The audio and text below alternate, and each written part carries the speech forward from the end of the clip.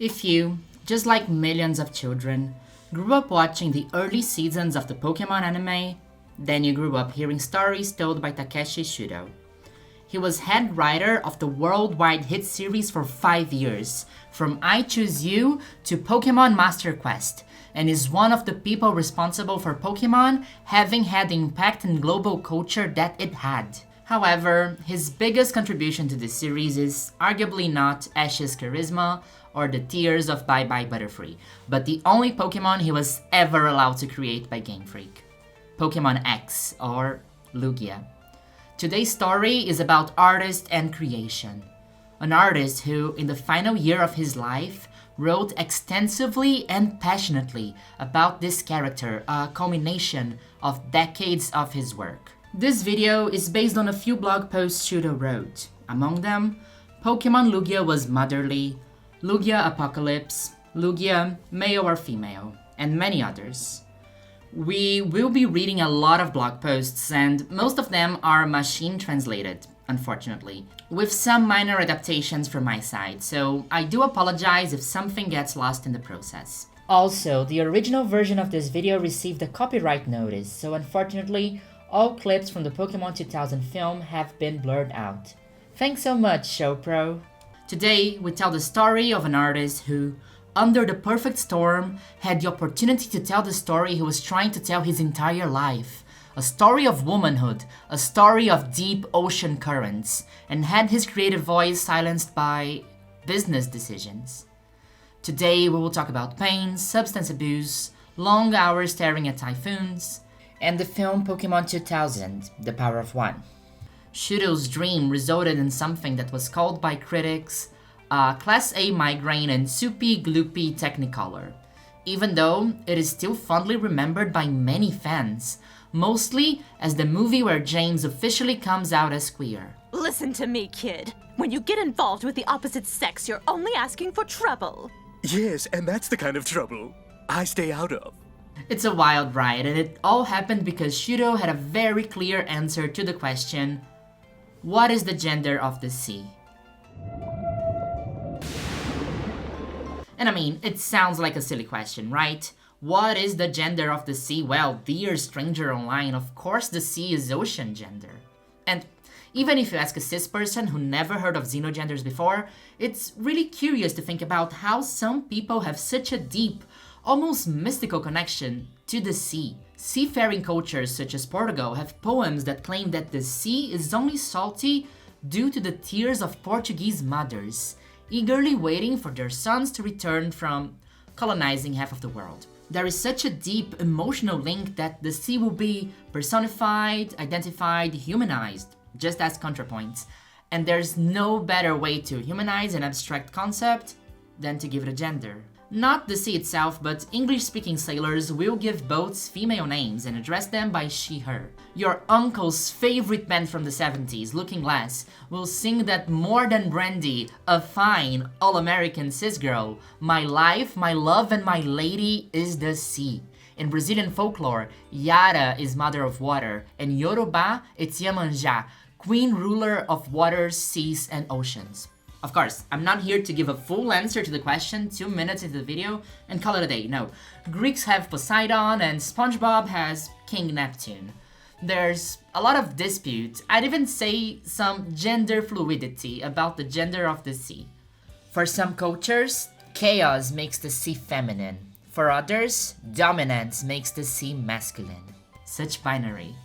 In Brazilian Portuguese, the sea uses the masculine article, but as Shudo says, in French, the sea is a feminine noun. I don't know why. I just thought that there must be something about the sea that makes you think of a woman. Keep that in mind, because we are coming back to that in a few minutes. But for now, I want you to keep in mind that the question in the thumbnail of this video is kind of an incredibly personal and important topic for many people, including Takeshi Shudo, and he had a very clear answer. The sea is a she, her, and when the artist crafted his creation, this was an integral part of who that character was. The sea to Shudo was incredibly important, maternal, life-giving, and so was his creation, Philena. Hear this out. Over a decade before Lugia was created, Shudo had already published a light novel called Eternal Philena. Philena is the only survivor of the royal family in the ocean kingdom of Philocena, which is destroyed and she has to run away. Philena is raised as a boy by her adoptive grandfather so that she can become a gladiator and take down the empire who destroyed her ocean kingdom. I will try not to dwell too much on the fact that the Pokémon head anime writer wrote a forced mask story because the comment section will go crazy, but this is the earliest example we have of the importance gender and the sea have on Shudo's storytelling. Shudo moved to Odawara, Japan's closest station to the ocean, in order to write this book, and lived there for 20 years. According to Shudo, the novel was criticized because readers were not buying that a girl could ever be raised as a boy. Completely unreasonable. But Shudo needed his main character, a character who chooses life, who can create life, to be a woman. He writes, "The sea I see is a woman, no matter how stormy and rough it is. In this novel, the sea had to be a motherly force that gives birth to life." In order to write this novel, I looked at the sea in Hayakawa every day and researched the sea quite a bit. From the imagined primordial sea to the current state of the sea. That's why I was conscious of the existence of deep ocean currents as an important element of the novel. Deep ocean currents never show up in Philena, but they would be the cornerstone in the creation of his next ocean girlie, Lugia. Lugia was the first Pokemon to be completely born out of a story. Not out of Pokemon World lore and not from flashy game mechanics. Lugia wasn't born out of gameplay, and maybe that's why I can't make it work in competitive for the life of me.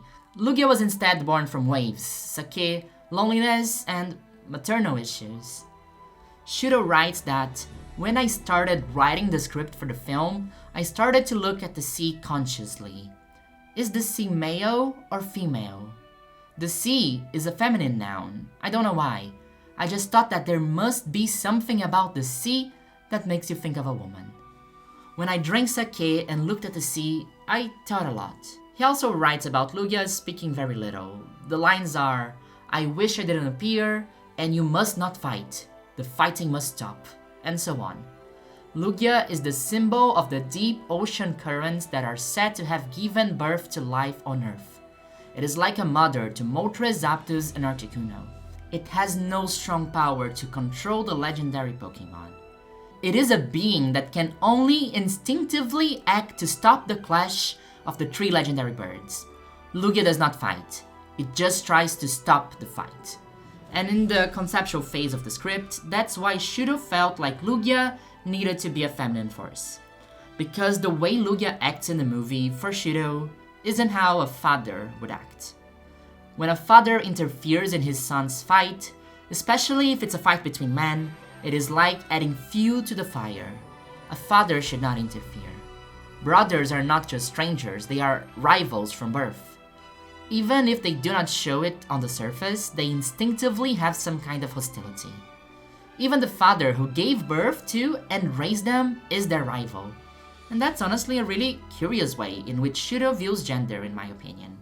Very Freudian, and we will definitely explore that more in a few minutes. But for now, I want you to know that Shudo comes from a family of women. Shudo writes that the mediation of the mother has a strong effect on the quarrel between male brothers. I don't have an older brother or a younger brother. I have two younger sisters. So I don't feel the essence of the quarrel between brothers, but in a sibling relationship, the presence of a mother is nothing compared to a father. In any case, fatherhood and motherhood are different when it comes to children. Lugia is clearly motherhood. And here, Dear Stranger Online is where I want to slow down and try to digest this a little bit more. From reading Shudo's blog, I have the impression that he is a very sensitive person. An artist that has a lot of respect for his craft. All of these texts were written in the same year that he passed away, so this is clearly a matter of big importance to him. He also writes about the importance of telling stories, giving advice to young scriptwriters, and it's overall a very passionate man. Passionate about his work, hypnotized by the sea. I know you are already starting to form opinions and conclusions about who this man is, what he believes in, and it's inevitable. But I just want you to try and have some kindness for someone born into a different generation, another culture, with a wildly different perception of gender than what we have today. Born in 1949 Fukuoka, if you've watched some of my videos before, you know very well the story of that city and what it had gone through a couple of years before. This passionate artist dedicated 5 years of his life to tell the Pokémon stories many of us grew up with. It's probably the work of writing he will forever be the most known for, and it is extremely important to him. In 1997, there was an incident with the flashing lights in the Porygon episode that hospitalized many Japanese children, and it was such a chaotic time for the people behind this franchise that it risked killing Pokémon then and there. Because the producers of Pokémon were completely focused on managing the chaos, they gave more autonomy for him to write the first Pokémon movie, Mewtwo Strikes Back. And Shudo did something that he longed to have the freedom to do for a long time: tell a darker, deeper story. The movie was a box office success, and Shudo had, for the first time, the trust of the Pokémon Company and all the cards in his hand to not only dictate where the sequel would go, but also to create a Pokémon himself. A Pokémon that would be his, not Game Freak's. He had the opportunity to tell the story he was extremely passionate about. A story about the ocean he loved so deeply, an ocean that was his neighbor, and the deep currents that brought life to the world. Something he already tried to do before with Elena, but now he would be able to share it with the entire world. Lugia was the culmination of his life's work to that point. His past projects, his current success, and his life after moving to Odawara. Shudo basically birthed Lugia, a Pokémon that was, in its core, maternal, female, and life-bringing. And then, in a production meeting, Pokémon executives had different ideas for his creation. Lugia couldn't be a mother. It was an action hero for a billion-dollar blockbuster. Lugia was assigned male at all hands-on-deck meeting. Shudo wrote, "At first, I thought about persuading the meeting attendees to change Lugia, who was decided to be male, to female. However, there were many attendees at the meeting. It would be difficult for me to change something that has already been decided at a meeting with my opinion alone. Can I persuade each and every one of them? In particular, the leader of the meeting imagines Lugia as a powerful male, so it is hopeless to overturn the decision of the meeting." And the best way Shudo came up to persuade them was to say what we quoted in the beginning of this video, by saying, "Hey, in French the C is a female noun," which, unsurprisingly, convinced no one. Pokémon is not an anime made for friends.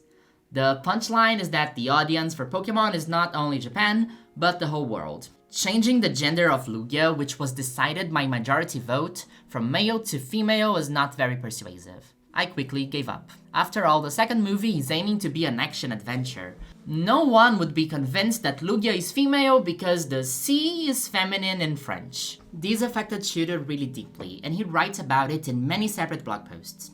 I will read a few excerpts from a couple of them. "It seemed that the voice actor had already been decided, so there was nothing I could do. Lugia's actions are feminine, and it's not strong physically. The more I thought about it, the more feminine Lugia's actions became. The script was progressing quite as I had intended, but it came to a complete halt when I had to write Lugia, who had become a man. No matter how it behaved, it would not become a male Pokémon. This was more painful for me than it was a problem. I found myself in a slump for the first time since I started writing scripts. And I thought I had no choice but to fool myself. Incidentally, after the preview of the finished work, the animation supervisor said to me, 'After all, it would have been better if Lugia had a female voice.' But by that time, it was too late. The fact that Lugia was male caused me so much pain when writing the script that I couldn't have imagined it when I was plotting it. Promotion has also been given the go-ahead. It's too late now. Even if I write a script that I'm happy with and prioritizes my sensibilities, there will be complaints and I'll be asked to revise it. I gulped down alcohol and pills and wanted to die. Really heavy stuff, and I know there are two really big things to talk about here, I know. But before I start giving my opinion on this whole story, I want to let Shudo tell another one. Because I think it's very sad and really beautiful, but essential in understanding a bit better who Takeshi Shudo was. It's a bit long, but if you're watching until here, I have faith that you're engaged in the deeply strong feelings this man has about his Pokémon. At that time, I had a workplace very close to the fishing port of Odawara. So from morning to night, I went to the beach or the pier of the port and just looked at the sea. The problem for me was whether I could think of the sea as male. However, I could not come to any conclusion by just staring blankly. I can't portray Lugia's behavior unless I deceive myself to some extent and decide that the sea is male. So I buy 5 or 6 bottles of sake from a vending machine, put them in a plastic bag, and take them to the beach. Of course, I did the same thing when I was writing another novel with the theme of the sea and got stuck. It's a fishing port with few inhabitants. It's not a city, so people don't mind if I'm in my pajamas once they get used to it. However, people probably thought I was weird for just hanging out on the beach in the middle of the day doing nothing. It was a fishing port with no one around, so there were no freelancers who didn't work during the day. Still, there was only one liquor store on the beach, so if I bought a 1.8 liter bottle of sake early in the morning, people would think I was creepy. That's why I used a vending machine. Vending machines stopped selling sake late at night, so with my physical condition at the time, I rarely collapsed from drinking too much. Fishermen drink alcohol with their friends at their favorite bars after work, so the only people who buy alcohol from the vending machine are me or some hobby fishermen who cast their fishing lines in the harbor where they hardly ever catch anything. There aren't many fishermen on weekdays. One day, when I had stopped drinking, a liquor store employee called out to me. "You haven't been drinking lately, have you?"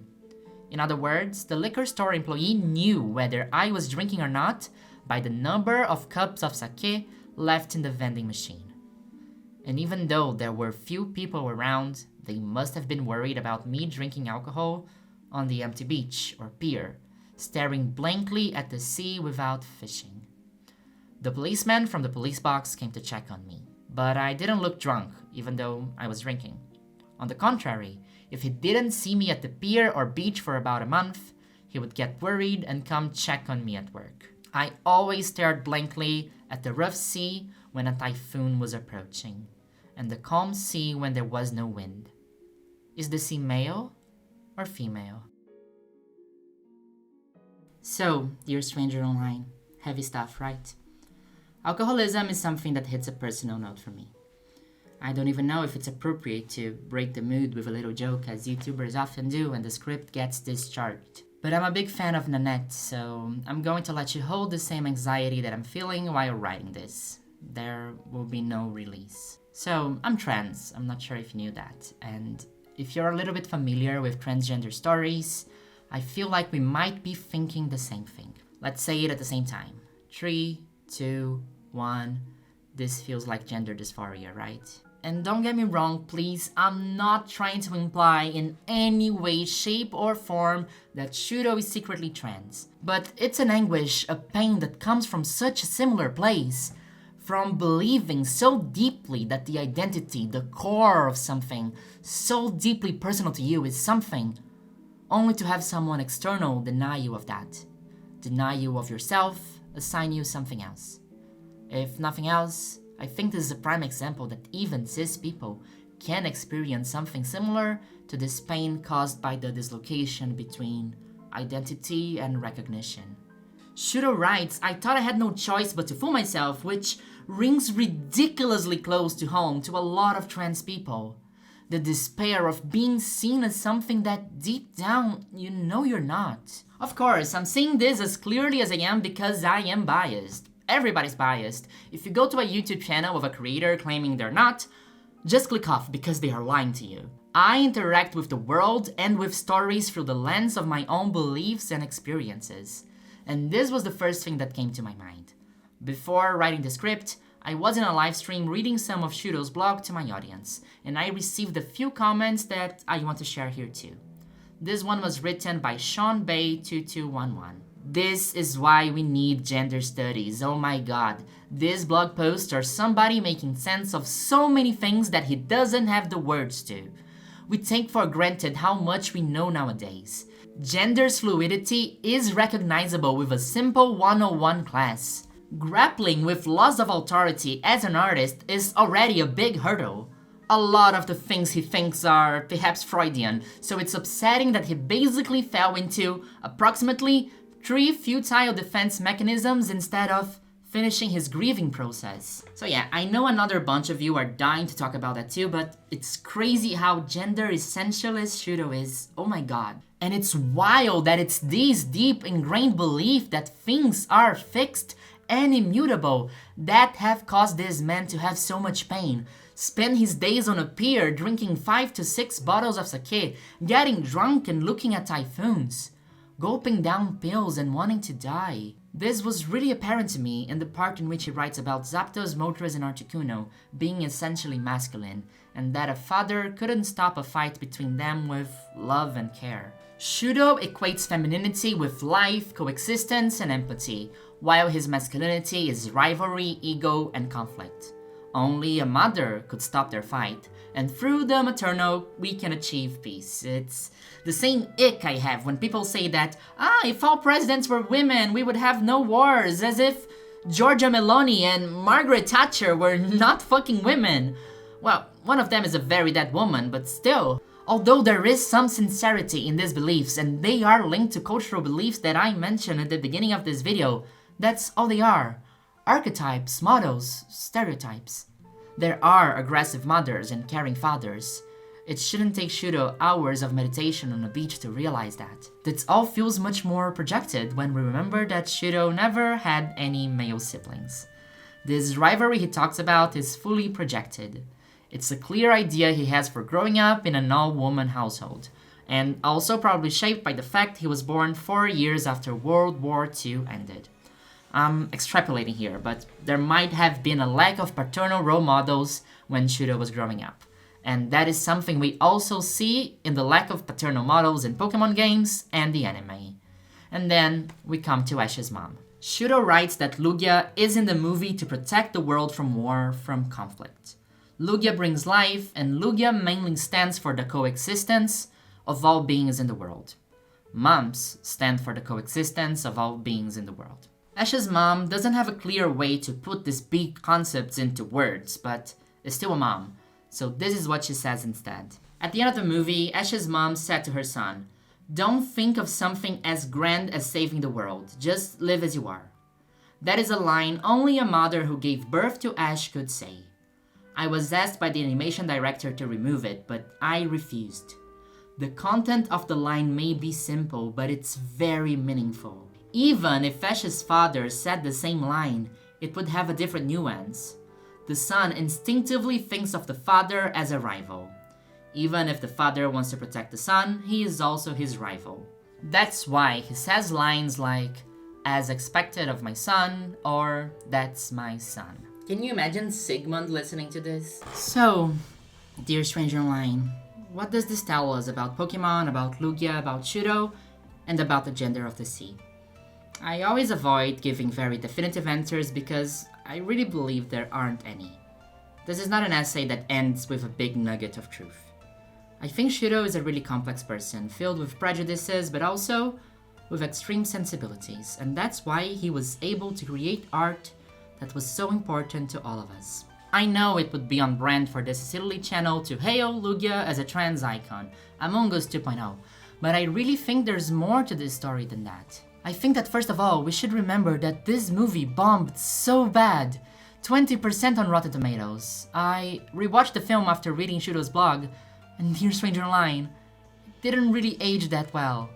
I loved this film as a kid, but when rewatching it and looking for the themes that Shudo highlighted, coexistence, balance, and motherhood, it's really hard to find any of this there. The 4Kids translation that most of us in the West are familiar with has been almost 90% rewritten from the original, including the famous "the world will turn to ash" prophecy that simply doesn't exist in the original. But even reading the Japanese transcript, so much of Shudo's original values were lost. I believe that this film fails mostly due to the studio's meddling in the artistic vision of the writers. Shudo was trying to write a tale of maternal love, of coexistence, of deep ocean currents bringing life to the planet. The marketing team turned it into an Indiana Jones-esque action adventure on an exotic island with a MacGuffin chase, shoot-in subplots, and none of the characters' actions make any sense.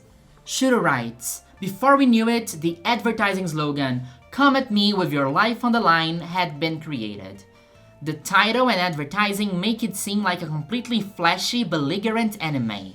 That's usually what happens when you force writers to do something that goes against their vision.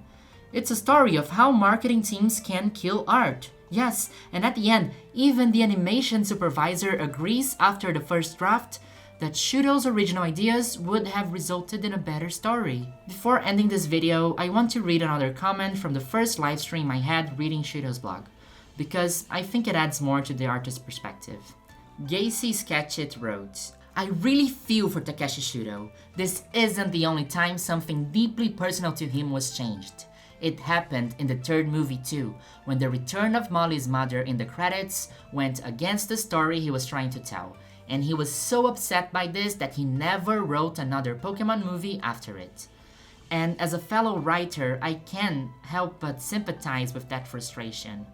My writing is very close to my heart, and I know I would be incredibly hurt and frustrated if someone took what I'd written in a direction that went completely against the themes that were so important to me." Shudo's story is an artist's tragedy with a heartbreaking ending. He dies in 2010, a few months after writing all of these blog posts we've read, as a direct result of his pill and alcohol abuse. However, I think that this Lugia chapter has a happy, albeit bittersweet conclusion. Not only did Shudo have the opportunity to revisit his creation and honor his original vision in the Pokémon anime, this time Lugia is a mother protecting her child from Team Rocket. But also, it took him all this pain, sake, and meditation to finally come into terms with something that I'm sure most of my viewers have been thinking about since the beginning of this video. Shudo writes, "When I drank sake and looked at the sea, I thought a lot. The sea is calm and sometimes angry. Sometimes it's masculine, sometimes it's feminine, and although the sea changes its appearance at the mercy of the wind, it is basically just there. Perhaps it was because my brain was dulled by alcohol, but I began to feel that even if the sea gave birth to life, gender is not important. For me as scriptwriter, the sea needs to be maternal, however. I also felt that whether Lugia, the symbol of the sea for the characters in the work, is male or female, depends on how the characters feel about it. In other words, for me, a scriptwriter, Lugia's behavior is feminine, representing motherhood. But depending on the characters, it doesn't matter if Lugia appears as a paternal figure with a man's voice. Although Lugia's birth is basically an action-adventure, it has the theme of coexistence. And the characters can coexist if they just stay true to themselves without forcing themselves. In other words, if you portray what the characters are, rather than what Lugia is, you will naturally understand the existence of Lugia. The meaning of coexistence will emerge. I stopped being obsessed with Lugia. That doesn't mean I'll give up on the idea that Lugia is a maternal Pokémon. However, by adding the perspective of other characters, I try to structure the story so that it doesn't really matter whether Lugia is male or female. And it doesn't matter if Lugia's voice sounds like a man's voice. Takeshi Shudo, trends ally. And reading things like that do bring me joy somehow. After almost a decade, he finally rewatched Pokémon 2000. And this is what he wrote about it. By the way, for this column, I rewatched Pokémon 2000. Maybe my sensibilities have weakened, but I didn't really care whether Lugia was male or female. I felt like this character who gave me such strong emotions, who was the most important to me in the Pokémon anime, was supporting the theme of coexistence quite well. Lugia was the symbol of the deep ocean currents that are said to have created life on Earth. However, since it was a symbolic Pokémon that created life, I imagined it to have a maternal personality. Is Lugia male or female? Should the voice be male or female? I thought it would be good to express the absolute maternal nature of a life that does not speak human language. if possible. In a world where there are only Pokemon and humans, I even thought it was strange that Lugia, who is the absolute mother of life, would speak human language. Lugia is a symbol of the birth of life on Earth. It should be an existence that transcends male, female, Pokemon, human, etc. Shudo at the end accepted that being a bringer of life, Lugia should just be. Just like the sea, not defined by its gender, but by what it stands for, what it defends, and who they are. The non-binarity of Lugia is what finally brings peace to Takeshi Shudo. Lugia is by far one of my favorite legendary Pokemon of all time. What can I do? I'm somehow bound to love Pokemon that are terrible competitively. Pokemon Silver is the game that changed my life, and I have a really special connection to it. Art touches us through space and time, and even if, as an adult, I can see a lot of glaring flaws with Pokemon 2000, it has a really important place to me. It's a silly action-adventure, but a gorgeously animated one at that, and the ocarina echoing Lugia's song through the Orange Islands will forever send chills down my spine.